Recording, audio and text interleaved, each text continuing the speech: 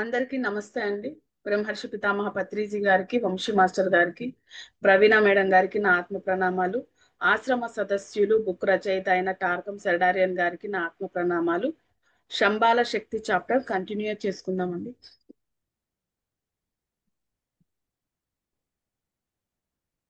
మనుష్యులు అధిష్టానంలోని భాగం వలె ప్రవర్తిస్తారు. అంటే వారు మిగిలిన జీవరూపాలన్నింటి కోసం జీవిస్తారు. అంటే అన్ని జీవ రూపాల కోసం ఏ జీవి కోసమైనా వాళ్ళు జీవిస్తారు.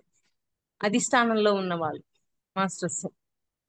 రాబోయే సంవత్సరాలలో జంతు రక్షణ మెరుగుపడుతుంది. అంతేకాదు, పిల్లలు, వికలాంగులు, వారి సమస్యల గురించి, ప్రకృతి ఉత్పాతాలకు గురి అయిన వారి పట్ల శ్రద్ధ తీసుకునేవారు పెరుగుతారు. ఇది మనకు తెలిసిందే కదా. ఉమ్. అంతకు ముందు మరి శాకాహార ర్యాలీలు ఇవన్నీ చాలా తక్కువ.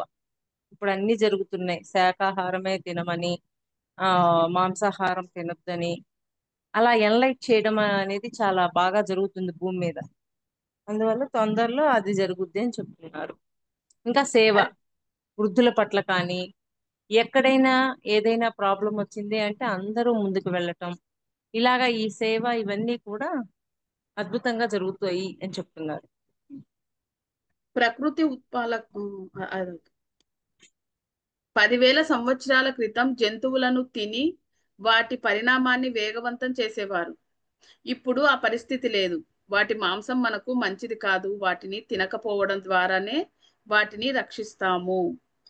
ఉమ్.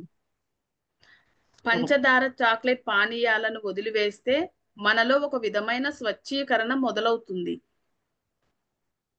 ఉమ్. ఆ పని నెమ్మదిగా సాగాలి. ఆ విధంగా చేసిన వారికి చైతన్య విస్తరణ ఉంటుంది. పంచదార. పంచదార చాక్లెట్ పానీయాలను వదిలివేస్తే మనలో ఒక ఉమ్. విధమైన స్వచ్ఛీకరణ మొదలవుతుంది. ఉహు. ఉమ్. ఆ పని నెమ్మదిగా సాగాలి. ఉమ్. ఆ విధంగా చేసే వారికి చైతన్య విస్తరణ ఉంటుంది. అంటే చైతన్యం బాగా విస్తృతం అవుతుంది. అంటే దానికోసం అలాగే ఎవరైతే తీసుకోకుండా ఉంటారో వాళ్ళలో చైతన్యం అనేది విస్తరణ జరుగుతుందా లేదా? ఇప్పుడు మాంసాహారం ఉంది, తిననోళ్ళు ఎంత తొందరగా ఎన్లైట్ అవుతున్నారు తినే వాళ్ళ కంటే కూడా. అలాగా ఈ వీటిని కూడా వదిలేసిన వాళ్ళు తొందరగా వాళ్ళ చైతన్యం అనేది పరిణామంలోకి వస్తూ ఉంటది, విస్తరణ అవుతూ ఉంటుంది. ఉనికితో అంటే సమాచార వాటి నిర్వహణ వల్ల, అంటే వాటి నుంచి ఎన్లైట్ అవుతున్నారు కదా, దివ్యత్వాన్ని పొందుతున్నారు కదా, అందుకని. ఉనికితో సమాచార నిర్వహణ సాధ్యపడుతుంది. ఉమ్. గత 5 సంవత్సరాలలో నా చైతన్యం గొప్పగా విస్తరించి నాకు నేను కొత్తగా కనిపించాను. మీ అంటే 5 గతం సంవత్సరాల్లో ఆయనకి ఆయనే కొత్తగా ఉన్నారనమాట. అంటే అంతగా పరిణామం చెందారు ఆయన. శారదా చాట్ చేస్తుంది అక్క. మీ గతం మీకే ఆసక్తి మీ గతం మీకే ఆసక్తిగా ఉండదు. తరువాత వేల లక్షల సంవత్సరాల పరిణామంలో మీ జీవితం చరిత్రలో ఏ క్షణాలు గొప్ప మలుపులకు దోహదం చేస్తాయో మీరు జ్ఞాపకం చేసుకుంటారు. అన్ని ఒక్కొక్కసారి గుర్తు తెచ్చుకుంటాం కదా బ్యాక్. ఉమ్. మీరు ఆలోచించిన ప్రతిదీ మీ కంప్యూటర్లో చేరుతుంది. భవిష్యత్తులో మీరు విశ్వ అయస్కాంతాన్ని చేరినప్పుడు వారు చేసే మొదటి పని మీ నమోదులను కంప్యూటర్లోకి పంపి మీ భావాలను గమనించడమే. అంతే కదా. మనం ఆ పై తలాల్లోకి వెళ్ళినప్పుడు ఏం జరుగుతుంది, మన లైఫ్ అంతా ఆ కంప్యూటర్ లో రికార్డ్ చేయబడి ఉంటుంది. మనం అడిగినప్పుడు అన్ని చూపిస్తున్నారా లేదా? ఇప్పుడు జరిగేదంతా ఆకాశిక్ రికార్డ్ రూమ్ అదే కదరా. మనం పోగానే మనకి మనదంతా ఓపెన్ చేసి చూపిస్తున్నారా లేదా? 3D 5D 10D ఎంతో స్క్రీన్స్ వేసి చూపిస్తుంటారు. ఉమ్. మనుష్యులు క్రీస్తు సైన్యంలో పనిచేయడం మొదలు పెడతారు. అది ఎంతో గౌరవాత్మకంగా ఉంటుంది. ఉమ్. దానిలో ప్రవేశించినప్పుడు మీరు ఆ మహత్తర ప్రభువు లక్ష్యం కోసం జీవిస్తున్నట్లు భావిస్తారు. దానితో పోలిస్తే మిగిలినవన్నీ విలువలేనివే. మీకు ఆ లక్ష్యం లేకపోతే మీరెందుకు జీవిస్తున్నట్లు? అంటే దేశం లక్ష్యం అంటూ ఒకటి ఉండాలి అని కదా చెప్పేదాడా. అవునండి. దేశం గొప్ప ఉపద్రవంలో ఉన్నప్పుడు ఒక సైనికాధికారి దానిని రక్షించే ప్రయత్నం చేస్తూ ఉంటే మీరు ఆనంద ఉల్లాసాలతో జీవించగలరా? లేక ఇది సైనిక దళంలో చేరే సమయం అని భావిస్తారా? ఉమ్. ఏం ఇది చేస్తాం. క్వశ్చన్. క్వశ్చన్ లేదు, అలా ఆయన క్వశ్చన్ అడుగుతున్నారని అనుకుంటున్నాను. మళ్ళీ నచ్చదు.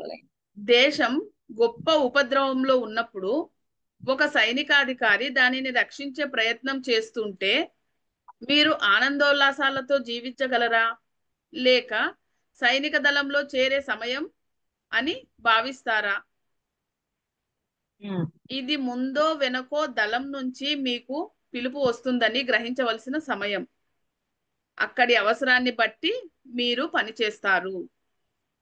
అంతే కదా ఇప్పుడు సైనిక అక్కడ వర్క్ చేసే వాళ్ళు ఇక్కడికి వచ్చినప్పుడు ఆనందం ఎంత వచ్చి ఎంత ముఖ్యమైన పని వచ్చినా కానీ మళ్ళీ వాళ్ళ పని రాగానే లెటర్ రాగానే వెళ్ళిపోతారా లేదా. వెళ్ళిపోతారు. అది వాళ్ళ డెడికేషన్ చూడండి ఎంత గొప్పగా ఉంటుందో. ఉమ్. మీరు నిజంగా క్రీస్తు సైన్యంలో ప్రవేశిస్తే అక్కడ మీరు క్రమశిక్షణ, సౌందర్యం, స్వచ్ఛత, త్యాగాలకు చెందిన ప్రతిదీ నేర్చుకుంటారు కనుక ఇక మీకు ఎలాంటి ఏ సలహాలు అవసరం లేదు. మీరు అక్కడంతా లెర్నింగ్ అవుతుంది. ఆ అక్కడ ఉమ్. సౌందర్యం, క్రమశిక్షణ, స్వచ్ఛత, త్యాగాలకు చెందిన ప్రతిదీ నేర్చుకుంటారు ఆ సైన్యంలో చేరినప్పుడు. అంతే. ఉమ్.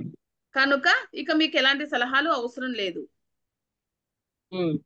ఇప్పుడు మనం క్రీస్తు దళంలో ఉన్నాం కనుక అంతకు ముందు సంఘజీవులుగా చేసిన పనులన్నీ ప్రాధాన్యత కోల్పోతాయి.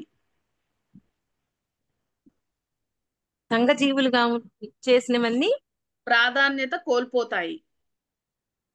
దానిపైన ఏం చదువు ఒకసారి. ఆ మీరు నిజంగా క్రీస్తు సైన్యంలో ప్రవేశిస్తే అక్కడ మీరు క్రమశిక్షణ, సౌందర్యం, స్వచ్ఛత, త్యాగాలకు చెందిన ప్రతిదీ నేర్చుకుంటారు. ఉమ్. కనుక ఇక మీకు ఏ సలహాలు అవసరం లేదు. ఉమ్. ఇప్పుడు మనం క్రీస్తు దళంలో ఉన్నాము కనుక అంతకు ముందు మనము సంఘజీవులుగా చేసినవన్నీ ప్రాధాన్యత కోల్పోతాయి. అంటే ఇల్లు, ప్రాంతం, ఆ ఏంటి సంఘం, దేశం, ప్రపంచం, ఇలా వెళ్ళే కొద్దీ మనం ముందు చదువుకున్నాం నక్షత్ర మండలాలు, సౌర మండలాలు, ఎన్నో గెలాక్సీలు, యూనివర్స్, అంతగా మన చైతన్యం ఎక్స్పాండ్ అవ్వాలి. ఒక్కొక్కటి దాటుతూ దాటుతూ ఉండే కొద్దీ మన చైతన్యం ఎక్స్పాండ్ అవుతూ ఉన్నట్టే కదా. అలాగా క్రీస్తు దళము అంటే అది దేశానికి సంబంధించింది, అందువల్ల సంఘానికి సంబంధించిన దాన్ని దాటేసినట్టేగా.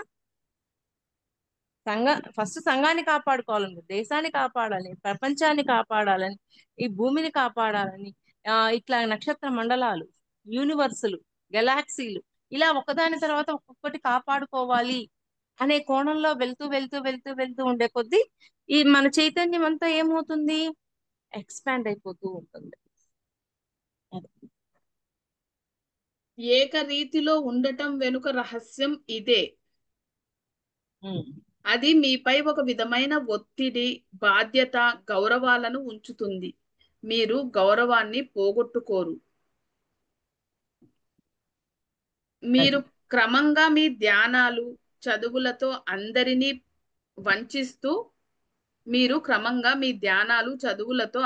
వంచిస్తూ బోధనను మీ స్వీయ ఆనందాలైన మంచి ఉద్యోగం, కుటుంబం, పరపతుల కోసం ఉపయోగిస్తున్నాను అని అనుకుంటారు. ఉమ్. అవి అన్ని మంచివే కానీ చాలా చాలా ప్రమాదమైనవి. జీవితంలోని అతి ముఖ్యమైన అంశం మీ జీవితం అంతటినీ క్రీస్తు లక్ష్యం కోసం అంకితం చేసి ఆయనతో కలిసి నడవడం. క్రీస్తు లక్ష్యం ఏంటి. ఏకత్వం కదక్క, ఆయన కూడా కాదు. ఆయన అదే దివ్యత్వం కోసమే కదా ఆ ఆయన ప్రయాణం ఆ చేసింది. ఆ ఆయనతో పాటు ప్రయాణం చేయాలన్నప్పుడు ఆ క్రీస్తు దళంలో కూడా వర్క్ చేసి అలా ముందుకెళ్ళిపోవాలి అని. ఉమ్. ఉమ్, శిష్యులకు ఉన్నత నాయకత్వం స్థాయిలకు ఎదిగే అవకాశం ఉంటుంది. 2000 సంవత్సరాల తర్వాత ఉమ్. ప్రభుత్వాలు, అధికారులు చిత్తశుద్ధి, పవిత్రత, నిజాయితీ గల వ్యక్తుల కోసం వెతుకుతారు. ఎప్పుడు 2000 సంవత్సరాల తరువాత. తర్వాత అన్ని స్థాయిల ఉద్యోగాలకు అటువంటి వారే కావాలని భావిస్తారు. ఉమ్, వ్యక్తులు పూర్తిగా దిగజారిపోతారు. ఇప్పటికే ఉమ్, బాధ్యత గల స్థానాలను ఆక్రమించగల గౌరవం గల వ్యక్తులు అరుదుగా అయిపోతారు. ఉమ్. త్వరలో సంస్థలు మానవ సంక్షోభం ఎదుర్కోవలసి వస్తుంది. సంస్థలు మానవ సంక్షోభాన్ని ఎదుర్కోవాల్సి వస్తుంది. ఎదుర్కోవాల్సి వస్తుంది అంటే మంచి వాళ్ళు లే లేని అది ఎదుర్కోవాల్సి వస్తుంది అంటారా?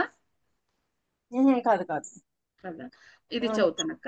ప్రపంచం కోసం మనం ప్రార్థించాలి.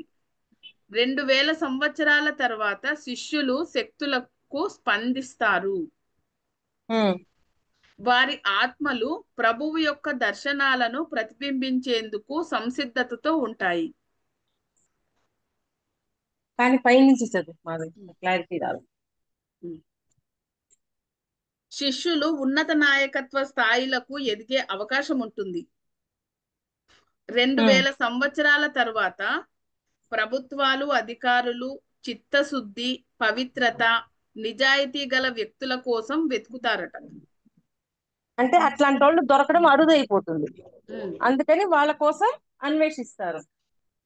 అన్ని స్థాయిల ఉద్యోగాలకు అటువంటి వారే కావాలని కూడా భావిస్తారు.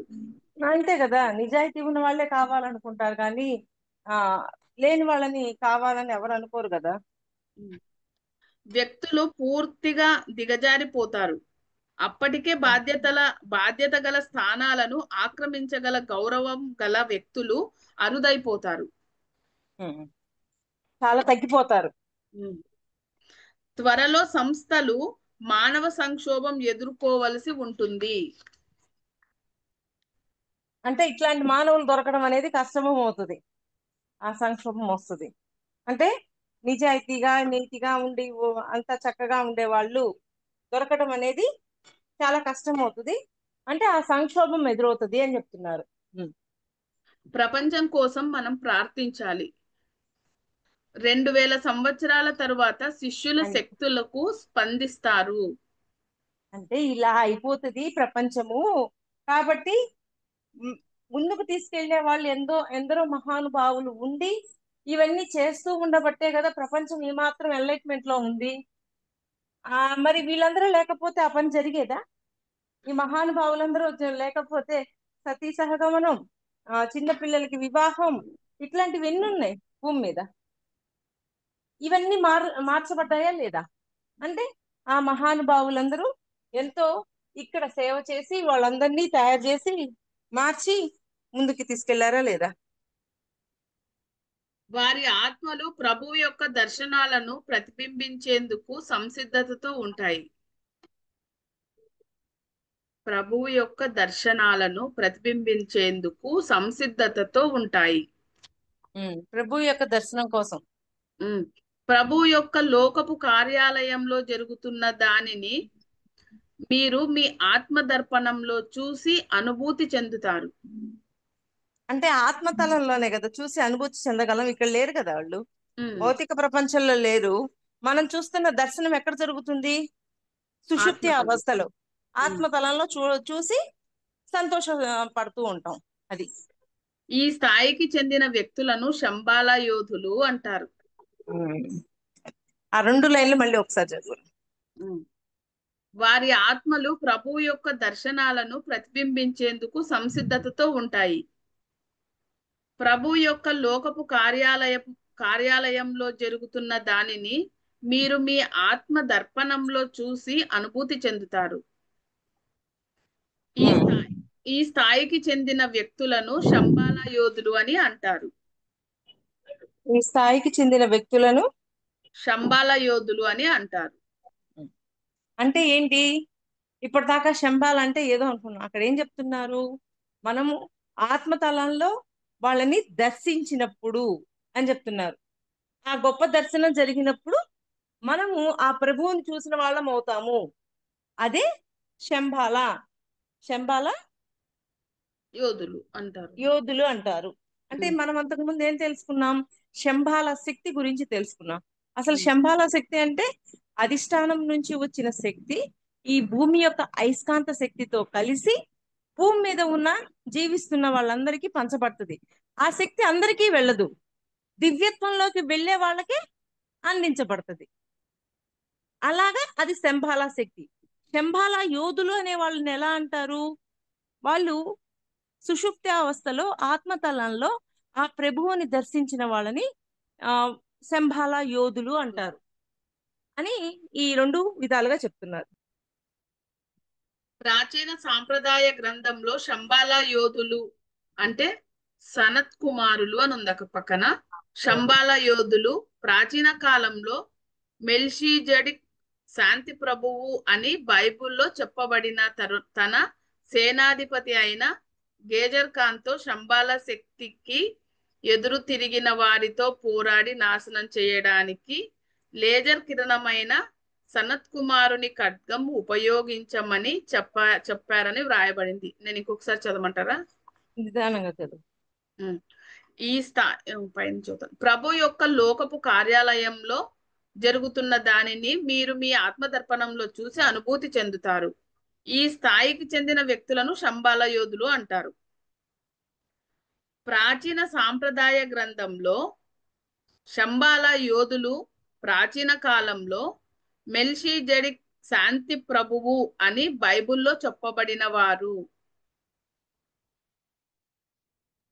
మళ్ళీ చదువు. ప్రాచీన సాంప్రదాయ గ్రంథంలో శంబాల యోధులు అంటే ప్రాచీన కాలంలో మెల్షీజెడిక్ శాంతి ప్రభువు అని బైబిల్లో చెప్పబడిందంటక్క. ఓకే. ఆ ప్రాచీన దాంట్లో చెప్పారేమో మరి. ఆ ఉమ్. తన సేనాధిపతి అయిన గేజర్ ఖాన్తో శంబాల శక్తికి ఎదురు తిరిగిన వారితో పోరాడి నాశనం చేయడానికి లేజర్ కిరణమైన సనత్ కుమారుని ఖడ్గం ఉపయోగించమని చెప్పారని వ్రాయబడింది. అంటే ఆ ఖడ్గము అంటే అది కూడా ఒక శక్తి లాగా తీసుకోవచ్చు. ఆ ఉమ్. ఆ శక్తిని త్యాగపూర్ ఉపయోగించారు. ఉమ్, త్యాగపూర్వక సేవను పెంపొందించుకోవడం చాలా ముఖ్యం. మనం ఎవరికైనా ఏమైనా చేసినప్పుడు ఏదో లభించాలి అనుకోవడం అత్యాశకు దారితీస్తుంది. ఉమ్. దానికి బదులు మరొకటి కూడా ఇవ్వడం అలవాటు చేసుకుంటే ఆశించడం మానేస్తాము. అంటే ఆశించడం ఏదో ఒకటి దొరకాలి అని ఆశించడం కాకుండా ఇవ్వడం అనేది కూడా నేర్చుకుంటే ఆశించడం తీసుకోవడం మానేస్తాం. అనేది కూడా బాగుంటది. మ- అసలు ఇవ్వడం అనేదే లేకుండా ఆశిస్తూ ఉంటే కుదరదు కదా. అది సాటివారి కోసం గొప్ప సేవలు చేసి ప్రతిఫలంగా ఏమీ పొందని వారు ధన్యులు. అంటే నిష్కామంగా కర్మ చేసిన వాళ్ళు ధన్యులు. ధన్యులు. అదే ఉమ్. మీ నిజమైన పొదుపు ఖాతా. ఉమ్. దానిని క్రమంగా పెంచుకోండి. అయితే మీరు ఇబ్బందులకు గురి కాకండి అంటున్నారు. అదే మీ పొదుపు ఖాతా. ఉమ్. అంటే పుణ్యకర్మ లెక్క. ఏది ఆశించకుండా చేసినదే పొదుపు ఖాతా అన్నమాట అక్క. ఆ పొదుపు అంటే ఒక రకంగా పుణ్యకర్మ అవ్వచ్చు ఏదే. ఆ, అంటే పొదుపు అంటే అక్కడ ఆ పని చేయటం ద్వారా పుణ్యాన్ని పొదుపు చేస్తాం అంతే కదా. అంతే కదక్క. మరి పొదుపు ఖాతా కానీ అంటే ఇంకా అది పుణ్యమే కదక్క. చెయ్యాలి, అది చెయ్యాలని మిమ్మల్ని మీరు ఇబ్బంది పెట్టుకోవద్దు అంటున్నారు. అది కూడా అలా చెప్తున్నారు చూడక్క ఎంత బాగా. అదే అదే ఆ లైన్ మళ్ళీ చదువు. ఉమ్. సాటివారి కోసం గొప్ప సేవలు చేసి ప్రతిఫలంగా ఏమీ పొందని వారు ధన్యులు. ఉమ్. అదే మీ నిజమైన పొదుపు ఖాతా. ఉమ్. దానిని క్రమంగా పెంచుకోండి. అయితే మీరు ఇబ్బందులకు గురి కావద్దు. అయితే మీరు ఇబ్బందులకు గురి ఇబ్బందులకు కావద్దు. గురి కావద్దు. అంటే దాన్ని పెంచుకునే క్రమంలో మనం ఇబ్బందులకు గురి కాకుండా చూసుకోవాలి. ఒకవేళ ఇబ్బందికి గురి అయితే ఏమవుతుందో చూడు ఒకసారి. అదేమన్నా మా చెప్పారా? అమ్మా నాన్నల మధ్య జరిగిన పోట్లాట నాకు జ్ఞాపకం ఉంది. ప్రతిరోజు అనేక మందికి ఉచితంగా వైద్యం చేస్తూ ఉంటే మాకు సరిపడినంత ధనం ఉండదని ఆవిడ విచారిస్తూ ఉంటే మా నాన్న పేద ప్రజలకు చేరిన ఆ ధనమంతా నీ కుమారుడు వసూలు చేస్తాడు అని చెప్పగా మా అమ్మ శాంతించింది. ఉమ్. ఉమ్. ఈ తర్వాత 70 ఆ, ఈ 70 సంవత్సరాలలో నేను ఒక్క రూపాయి కూడా అప్పు చేయలేదు. నేను కోరుకున్న ప్రతిదీ పొందగలిగాను. నీ ఉమ్, కుటుంబంలో ఎవరో ఒకరు ఇచ్చేవారుగా ఉండండి, అలాగని జేబులు ఖాళీ చేసుకొని పస్తులు ఉండమని చెప్పడం లేదు. ఉమ్, హేతుబద్ధంగా అందంగా జీవించండి. అయితే ఆధ్యాత్మికంగా మీరు ఉండవలసిందంతా త్యాగపూర్వకంగా ఉండండి. ఓకే. ఉమ్. ఆ ప- ఆధ్యాత్మికంగా ఉండాల్సిందంతా త్యాగపూరితంగా ఉండండి. ఇబ్బంది ఉండండి. పెట్టుకోవద్దు, జోబులు ఖాళీ చేసుకోవద్దు, అప్పులు చేసుకో. చేసుకోవద్దు. ఉమ్. అవన్నీ ఏం చేయకుండా మీరు చేయగలిగిన దాన్ని చేస్తూ ముందుకెళ్ళండి. ఫలితాన్ని ఆశించకుండా ఉండమంటున్నారు. ఉమ్. ఉమ్, ఆ పైన ధ్యానం చెయ్యండి, పరిశీలించండి, సృజనాత్మకంగా శ్రమించండి. మీ ఉమ్. పరిమితులను అధిగమించడానికై ఇచ్ఛాశక్తి పెంపొందించుకోండి. మీ పరిమితులను అధిగమించడానికై ఆ, ఇచ్ఛాశక్తిని పెంపొందించండి. ఉమ్. మీ స్వచ్ఛతా క్రమాన్ని ఇచ్ఛాశక్తి ఆ ఇచ్ఛాశక్తి తోటి మనకి ఏది కావాలో అది పొందగలిగే శక్తి. ఆ అంటే ఏదైతే అనుకుంటున్నామో దాన్ని ఆ ఇచ్ఛాశక్తి తోటి మనం పొందగలుగుతాం. దాన్ని పెంపొందించుకోమంటున్నారా? ఉమ్, ఉహు, ఉహు. మీ ఓకే. పరిమితులను అధిగమించడానికై. పరిమితులు అంటే ఇప్పుడు మనం బౌండరీస్ తీసుకున్నాం, నా ఇల్లు ఆ, అలా వీటిని కూడా దాటాలా? మీ స్వచ్ఛతా క్రమాన్ని ఏర్పరచుకునే ప్రయత్నం చేయండి. ఉమ్, 2000 సంవత్సరాల తర్వాత అధిష్టాన మండలి సభ్యులు 6వ మరి 7వ ఉపదేశపు స్థాయికి ఉన్నతీకరించబడతారు. అంటే ఇంకా వాళ్ళు పై పై స్థాయిలోకి పైకి వెళ్ళారంటున్నారు వెళతారు. వాళ్ళు. ఉమ్, మాస్టర్ కుతూహిమి క్రీస్తు స్థానాన్ని స్వీకరించారు. ఉహు. అంటే క్రీస్తు ఆయన ఏ స్థానంలో ఉన్నారో ఆయన ఇంకొంచెం పైకి వెళ్ళారు. ఆ, ఆయన కింది స్థానంలో ఉన్నవారు క్రీస్తు క్రీస్తు అంటే ఆయన క్రీస్తు స్థానంలోకి వెళ్ళారు. ఆ, మాస్టర్ మోరియా మీ గురువుగా మారతారు. మాస్టర్ ఆర్ మరింత ఉన్నత స్థానంలో ఉంటారు. ఆయన ఇంకా ఉన్నత స్థానంలోకి వెళ్ళారు. ఎల్ ఆ, అంతే అక్క, క్లోజ్. ఓకే. స్టాప్ చేయమంటారా? అది నువ్వు మాట్లాడుతుంది.